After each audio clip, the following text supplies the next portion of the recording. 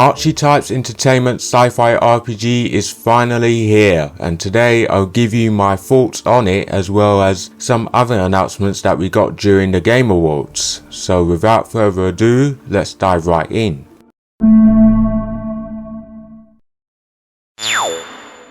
Okay, I'm going to give you 3 words on this new sci-fi RPG. I am hyped. It is my most anticipated game right now, and if you remember my video these RPGs could give Mass Effect a run for its money, which you can view in the description below, I talked about Archetype's game that they subtly teased using concept art, and during the event we finally got our first look. And surprise, it was revealed to us by famous actor Matt McConaughey, who is voicing the main protagonist. The game is titled Exodus, and the story comes from none other than Drew Karpyshyn, who worked on Mass Effect 1 and 2.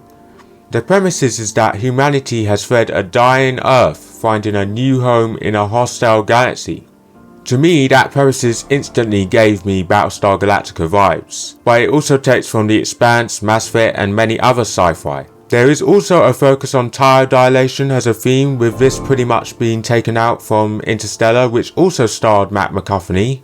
Exodus talks about these mass relay-like gates that slow down time and space to everyone else's decades, which clearly is from that film.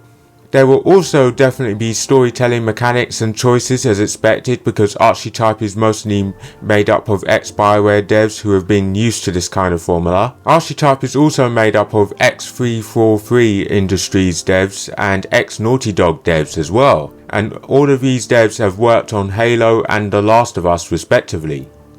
Although we only got a brief glimpse, the gameplay also looks amazing, definitely getting Mass Effect vibes from that. It's third person, and while we don't have all the details yet, I can say again that I am absolutely hyped for this game, and it has been confirmed to be coming out for PS5, Xbox Series X and S and PC.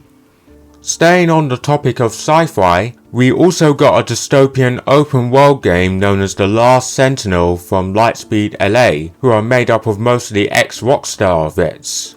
And I can see this game almost being an underdog rival to the likes of Cyberpunk 2077 and maybe GTA. Looking at the trailer, even though it is cinematic, it looks to be very interesting. And I like how the design of what seems to be a Japanese city was done. It gives the gritty feelings of Blade Runner pretty much. There is no platform announced yet, but it's safe to assume that last gen platforms are not included. The next announcement, which really caught my eye, was Bethesda and Arcane's new game, which I thought was going to be Dishonored 3 or Prey 2 before the announcement. And it was neither of those. Instead, it was Blade. Yes, Marvel's Blade. And I was certainly not expecting that at all.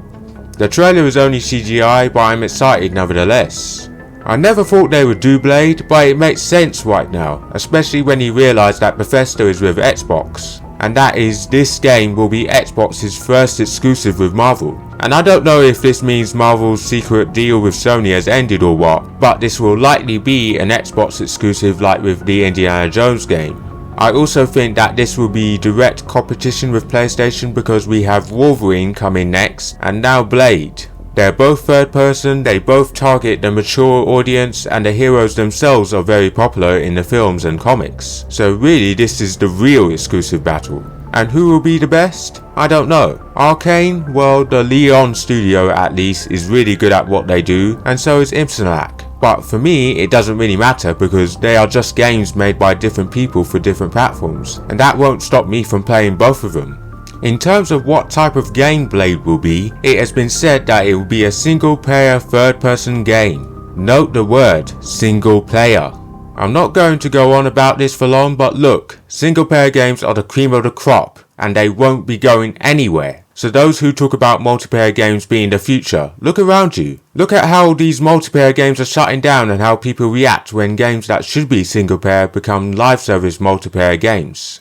But anyway, back to the game. Another thing I wasn't expecting was Blade to be a third person game.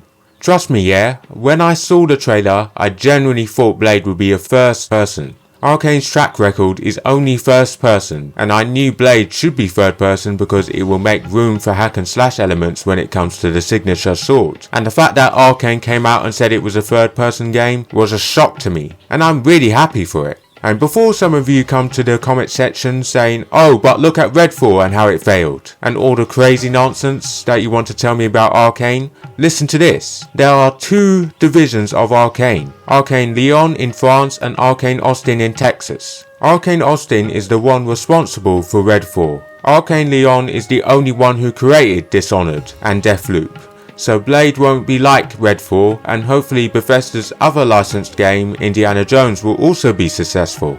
Also, I noticed something very ironic about Bethesda and the two licensed games they're currently developing, and that is Blade and Indiana Jones are being developed by Bethesda studios that only have experience in first-person games. How crazy is that? Now, unlike Blade, where we have confirmation on what perspective to expect, we still have nothing on Indiana Jones. But considering that Indiana Jones like Blade has a significant melee weapon with the whip, I'm going to assume that Indiana Jones is a third person. And I'm not worried even though these games are each studio's first foray into third person because I've seen it before. Look at Guerrilla Games with Horizon and Respawn with the Star Wars Jedi series. Guerrilla Games created a great third-person franchising in Horizon, and they just come off from developing Killzone, a first-person franchise. And Respawn was focused on Titanfall, and they made Fallen Order become one of the best Star Wars games with the best combat and gameplay. So I think that Blade and Indiana Jones will succeed in the third-person perspective.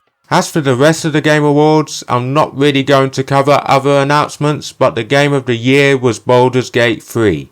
I was very disappointed because I wanted Spider-Man 2 to win, but sadly not. And interestingly enough, Spider-Man 2 didn't even win a single award, which must be heartbreaking for those at Epsonac and PlayStation because the game overall seemingly was very popular, and I saw that game as magnificent, so very disappointing. But overall it was a decent event, and I look forward to each of the games that I have talked about in this video, and you can check the trailers in full in the description below. But anyway guys, I hope you enjoyed the video. Please like, subscribe, smash the bell button, give your thoughts on the video in the comment section, and I'll see you next time. Take care.